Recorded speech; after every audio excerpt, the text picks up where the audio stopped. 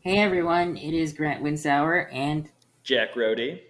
back here on the Bear Clawcast. And today we're going to go over the press conferences that the Bears had on yesterday. We were going to do it yesterday, but Jack was just getting back to school and had a busy day. And as much as we wanted to do it yesterday with his busy day, he couldn't fit it in. And this is just as much a partnership as Ryan Poles and Kevin Warren's head coaching search. So whenever he says he can't do it on a certain day, I make sure that we can fit it in another day. So we're both here to kind of react to all the news that came out. So sorry that it wasn't live reaction, but we're getting you normal news whenever we can. So, um, but how was your first day back? I guess, Jack. Yeah, it was good. I appreciate you making a little wiggle room for me there, Grant. Every college student knows once you get back from Thanksgiving break, it's pretty much just a dead sprint until finals week. So all my Mm-hmm. teachers decided to put a lot of stuff due this week. So it's been a little bit of a hectic start to the time back in Champaign. But hey, can't complain too much. Just got to get it all done and keep going. Yeah. So today we'll be talking about the Ryan Poles and Kevin Warren press conferences about the head coaching search and Thomas Brown's introductory press conference as interim head coach. And we'll also be talking about some. Uh, I read a report a couple minutes ago before starting recording that the Bears have their top three options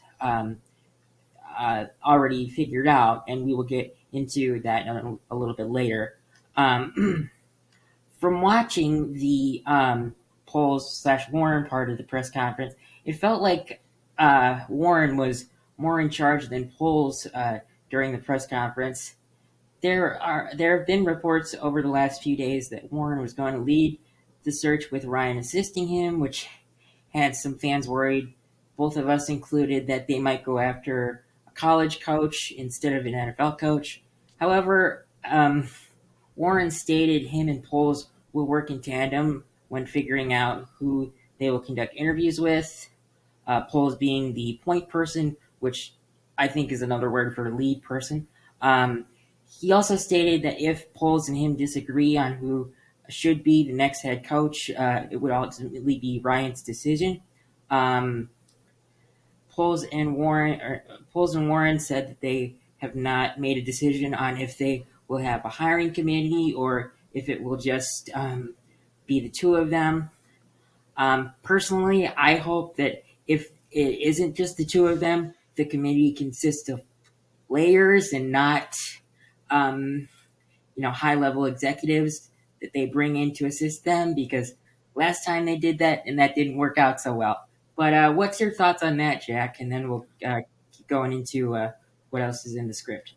Yeah, it definitely seems like Kevin Warren is getting himself more involved on the football personnel side of his role. It seems like he's been largely focused on the Bears stadium perspectives for the last couple years, which makes a lot of sense. Mm. That's part of the reason he was brought in to try and figure that out and get that all settled. But it definitely seems like, as you were saying from the press conference, that Warren is taking a bigger role in this. And while the final decision may be Ryan Poles, um, I think it's good that if we are going to hire Kevin Warren to do what he's supposed to do, that he actually does it and is involved in this hiring.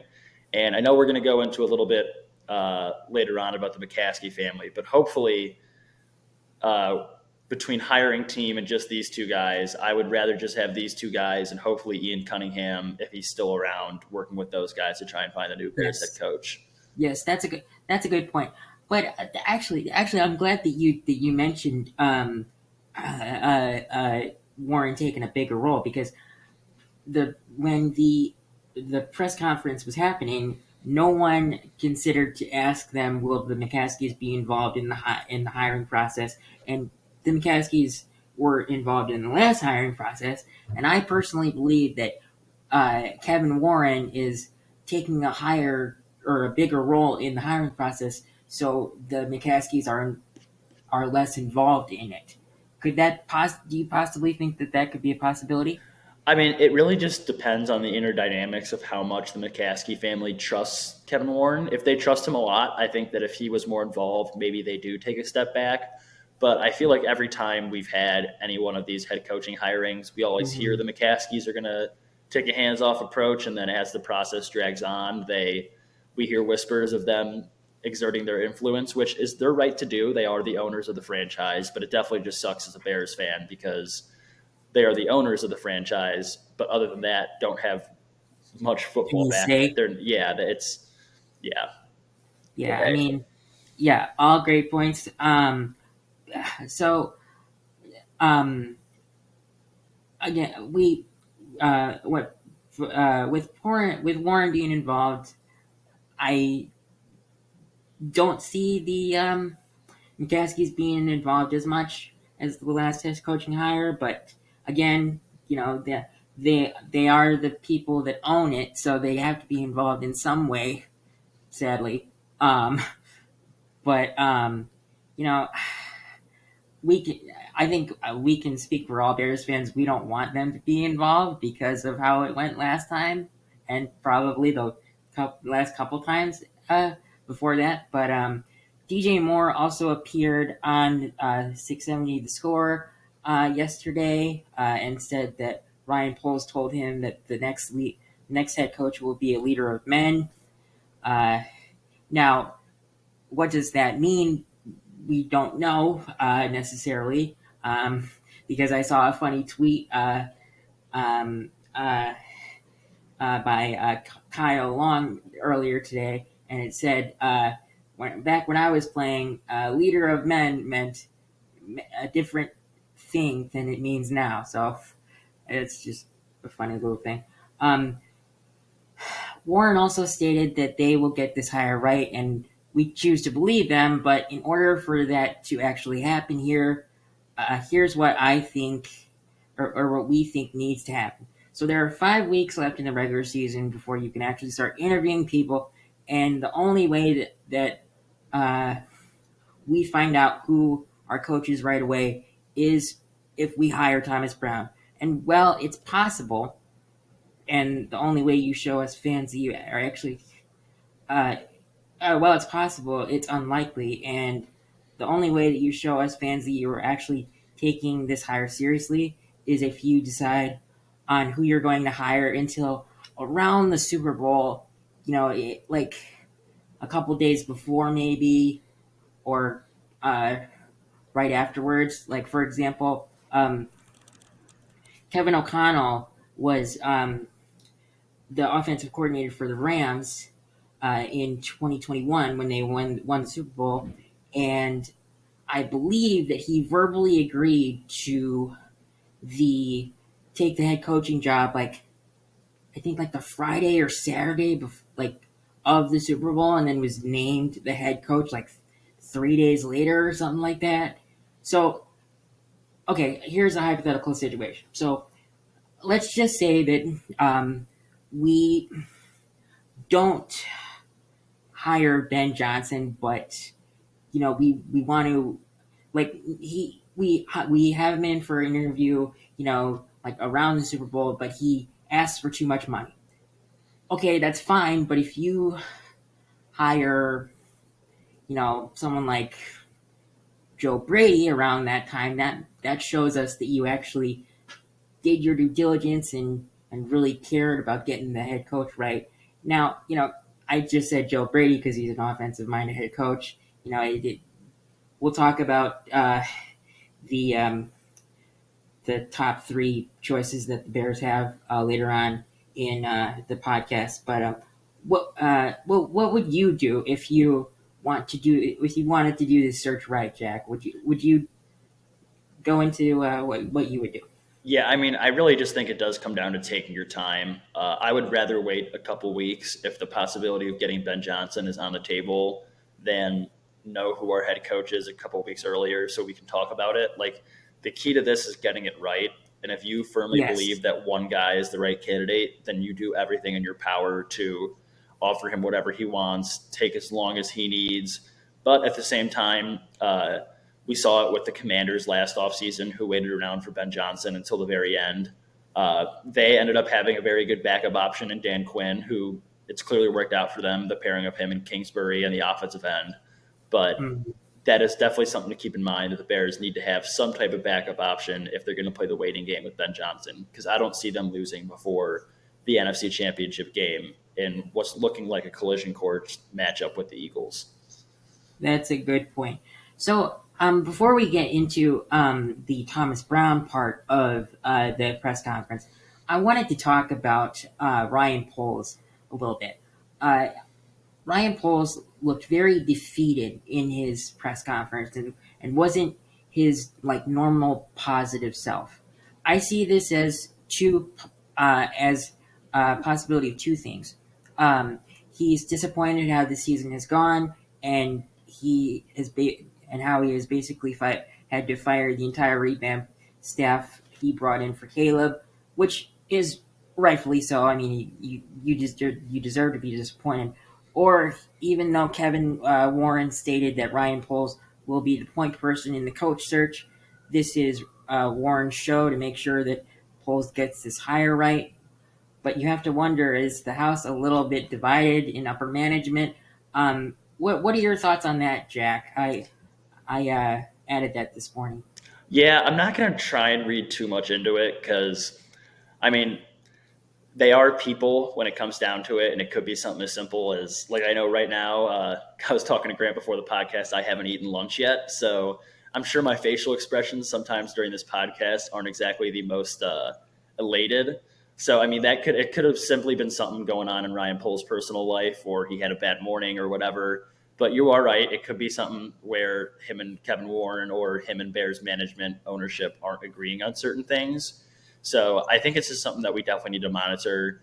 It seems like Ryan Poles is in the clear for now as far as his job. I mean, not seems, Yeah. he will be. He's involved in this next head coaching search, and we've heard no rumors after the firing of Matt Eberflus of Ryan Poles being on his way out. Mhm. So whatever it is, hopefully they can get past it and continue to work in tandem and find the next Bears head coach. Yeah, I mean, you know, I don't want to say this, but it definitely looks like Poles is on. I don't want to say thin ice, but it might be he might be walking a little bit on eggshells right now. If if there's a little bit of division in the upper management, but we don't know. That's just us speculating something. Um, so now let's get into the part about Thomas Brown's press conference. Um, and honestly, many people thought that he would look, overwhelmed and kind of tense because in about the span of 4 weeks, he went from passing game coordinator to offensive coordinator to head coach. But they were wrong. I mean, he looked very calm, relaxed, and prepared for his press conference. His initial goal is to unify this football team, which seems like a breath of fresh air because Flus never did that. Um, Chris Beatty, the wide receiver coach, is the new OC or interim OC, but Thomas Brown will continue to call plays, moving to the sideline. So if I was a betting man, Chris Beatty might be moving up to the booth to be uh, uh, Brown's eyes in the sky. Would be my guess. Eric Washington will call defensive plays and run the defense. Uh, Thomas Brown says he's not a micromanager. One thing that Brown did that Flus failed to do, and I'm sorry that we're bringing his name up again, but Brown said that he is not exempt from the responsibilities with end of the game mistakes, referring to the like not calling a timeout at the end of the game. We're a team, and I believe in doing things together. So Brown has taken more accountability for this team in one press conference than Flus did in the last 3 years, and that is great to see. But what are your thoughts on that, Jack? Yeah, I mean, it definitely seemed. I know Thomas Brown was drawing a lot of Mike Tomlin comparisons just for the way his demeanor was during that press conference, as well as a super sick jacket he had on. I don't know if you saw that, but I did. That is an awesome jacket. awesome jacket. Yeah, I used that. I made sure to find that picture and put it in the thumbnail because of how awesome that jacket was. yeah. And I mean, there's obviously been proven different styles of head coaching that are successful. You've got guys like Nick Sirianni in Philadelphia, who's more of like a what's the term that people use? Like an executive type of head coach, whereas he Uh-huh. kind of oversees everything. Whereas you got guys like Andy Reid in Kansas City, or Sean McVay in Los Angeles, where there was old videos of Sean McVay when the defense was on the field. He's literally got his back turned to the like field of play, talking to his guys on offense. So Yeah, because he's like the uh, CEO of exactly, coaches. He's a CEO coach. yeah. So I think Thomas Brown just needs to find whatever style works for him. And it sounds like he's confident in what he has been brought up in the coaching world to do. And I know that he mentioned in his introductory press conference as offensive coordinator how big of an influence Jim Caldwell has had on him in recent years. And Jim Caldwell, while he did get fired from Detroit, did have a pretty successful tenure there, the most successful prior to Dan Campbell. So I think if he can continue to learn from all the coaches he's been around, both the mistakes and the successes, that he will hopefully be able to finish out this 5 game stretch on a positive note for the Bears.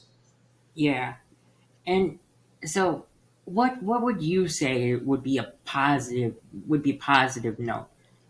Because I think at least 2-3 or 3-2 to finish out the season, where maybe like at least just be competitive and not have those silly end. Like if we lose games, it's okay as long as we're competitive and we do the things we need to do to win. sure, It's really going to come down to eye test. Like if we finish with the scores we've had the last 3 weeks, but it's a hard fought game and we just end up losing, that's fine. But if we end up losing by the same couple like small margins that we have been recently because of silly coaching mistakes and nothing changes, then that would not be a success. yeah. See, the hard thing for me is, you know, so I want Thomas Brown to be successful. I believe that he will be a coach in the future, or if he can show us that he can do it well, maybe he would be the answer for um for the long term. And I mean, I honestly let me say this. I think Caleb might vouch for him because of how he's been playing lately. But the thing that scares me is, so we have 3 divisional games left. We play the Viking. Well, we have the whole division left. Actually, we play the Vikings once. We play the Lions again, and we play the Packers again. If you don't win maybe one of those games, what could you do to convince us to say that you could do it in the next 4 years? If you were Yeah. promoted to full-time head coach, because I would assume that would be the kind of contract that Thomas Brown would get, a 4-year contract, just because he's not going to be part of a rebuild per se. Now, if we get a new coach that's uh, fresh and shiny, I think he'd want a 5-year deal. But you know, with Thomas Brown being here, maybe he just wants a 4-year deal. Who knows? But but I would say you have to at least win one of the divisional games to show us you can win against this division, and that looks really hard. Yeah, for sure. Um, Before we get into the next topic, please remember to like, comment, and subscribe to the Bear Claw Cast on YouTube and Apple Podcast. Um, so, um, so I read an article a couple days ago that Thomas Brown does have coaches in mind if he were hired as the full-time head coach. The names that were mentioned in the article were Zach Taylor and Robert Saleh. Brown has connections to both of them. Saleh was a defensive assistant at Georgia in 2005 when Brown was a running back there. Uh, Taylor was with the Rams during the Super Bowl run in 2017. Um, it is important to note that Zach Taylor is currently the head coach of the Bengals with a 4-8 record and could be fired if they can't turn it around. And I think it's kind of already too late for that. Um, uh, Robert Saleh would probably be DC, who is currently a consultant for the Packers. Um, my question is, if Brown gets hired as full-time head coach, does he bring in a full new staff, or does he just fill the uh, OC and DC position? Uh, I think he brings in a full new staff because I don't think he wants to have any of the remnants of Flus's old staff. And if I were him, I would look to see if we could get coaches from the Sean McVay tree. But what's your thoughts on that, Jack? Yeah, I actually would love those two potential hires. Obviously, both didn't. Robert Saleh obviously has already been let go, and Zach Taylor is not having the most successful season. So neither has had the greatest success as a head coach in the NFL, but they both have been head coaches and have that Mhm. experience. And I think that would be very valuable to someone like Thomas Brown, who, as we've mentioned, has made a rapid rise to the interim head coaching position for the Bears. And if he Mhm. were to take on that position full time next year, I think that would be an awesome thing to have two guys next to him who are widely renowned as top minds on their sides of the football, both offense Yeah. and defense, and also people who can offer Thomas Brown advice as far as how things like the mistakes they made as a head coach, some of the things they did well, how they were able to galvanize the locker room at like to the best of their abilities. And I think that if those were the hires he made, I think those are pretty confident hires because a lot of times you see guys more so NBA than NFL scared to hire assistant coaches on their staff who could potentially take over for them if they were to be fired, like an easy option to become interim head coach. Uh, but I think, like you mentioned, he would probably bring in a whole new staff. Obviously, both of those guys have been head coaches and have a lot of connections around the league. And like you mentioned, I think the McVay tree would definitely be something that would be heavily incorporated into this offense, seeing that both Thomas Brown and Zach Taylor learned Work with under him. Sean McVay and have been there semi recently. Yeah, I mean it's the the sad thing is if you do this hire right, no matter what happens, I would say that you know we have another 10 weeks before we figure out who the head coach is, which but if that is the case, that means that they are taking their time because a lot of the you know more successful recent head coaches that have become head coaches after being coordinators or college head coaches, because I'm going to use Jim Harbaugh as an example, but uh, they they are hired after that's near or after the Super Bowl, which is about 10 weeks away, I think, or eight weeks, Something kind like of it's what is it? Week 14, 14, 15, 16, 17, 4 weeks of the regular season. 4 weeks Yeah, of 10. I think 10 because it's nine, four nine or weeks of 10, something like yeah, that, something like 4 that. weeks of playoffs plus the Pro Bowl and then Super Bowl. Yeah. Or no, is it So 3? Yeah, whatever, somewhere around there. yeah, somewhere around there. So there. I also read a report before coming on here that the Bears have their top three options, figured out. Their top three options are uh, Ben Johnson, uh, Thomas Brown, or Cliff Kingsbury.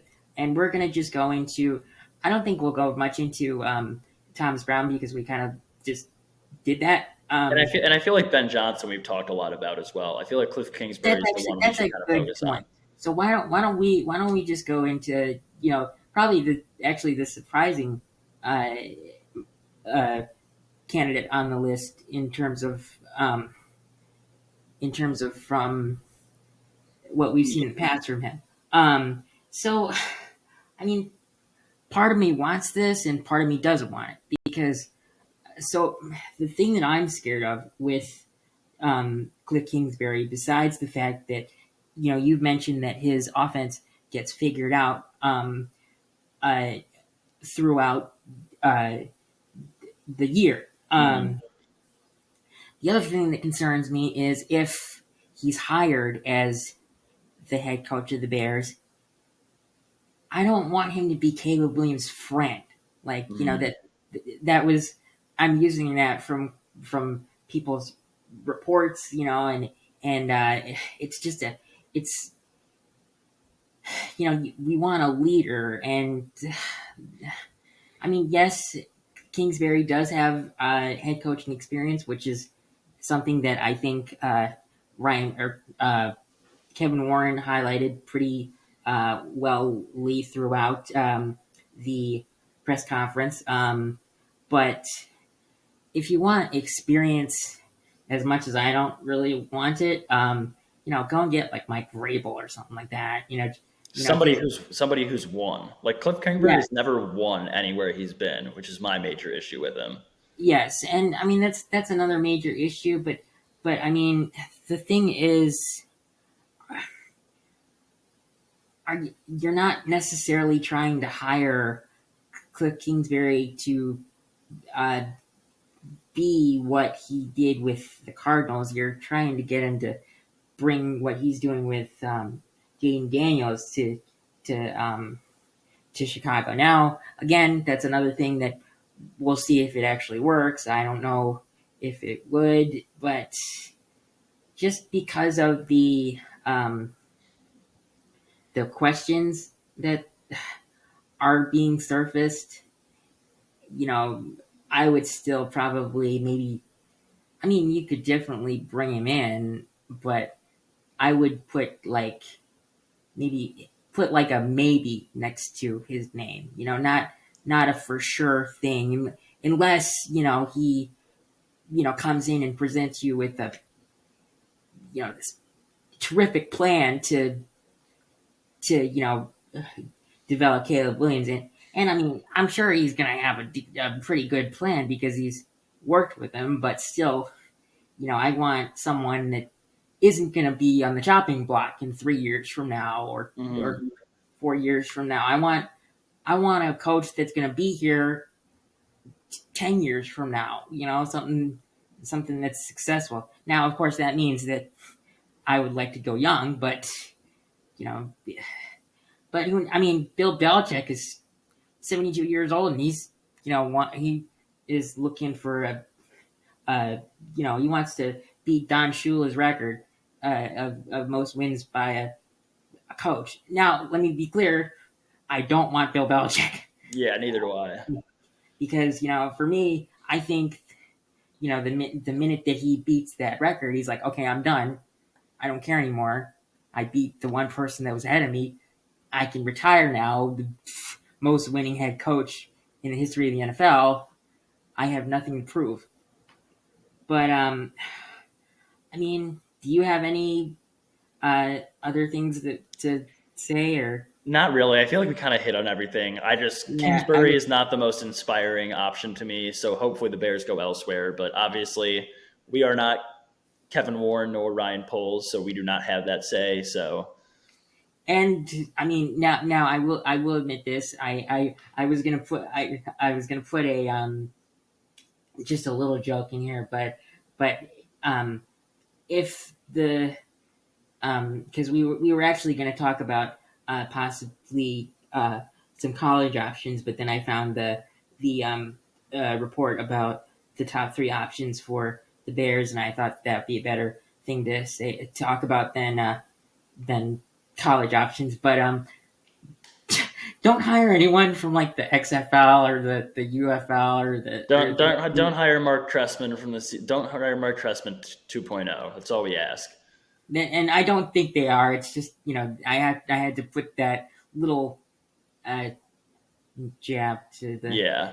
Bears organization. But this is Grant Winsauer and um, And yeah, I think that's going to be our podcast for today. And yeah, we'll have our normal Saturday podcast. Um, uh, Highlighting the San Francisco matchup. I will admit, even with their plethora of injuries, I still believe that since it is technically the first week of Thomas Brown being the full time head coach and uh, Eric Washington calling plays for the first time as a defensive coordinator, I still believe that the 49ers will somehow win, even without Christian McCaffrey and all their uh, star power on offense and some missing pieces on defense. So this is Grant Winsauer and Jack Rody. uh, signing off for today, and hopefully you guys enjoyed this episode. See everybody.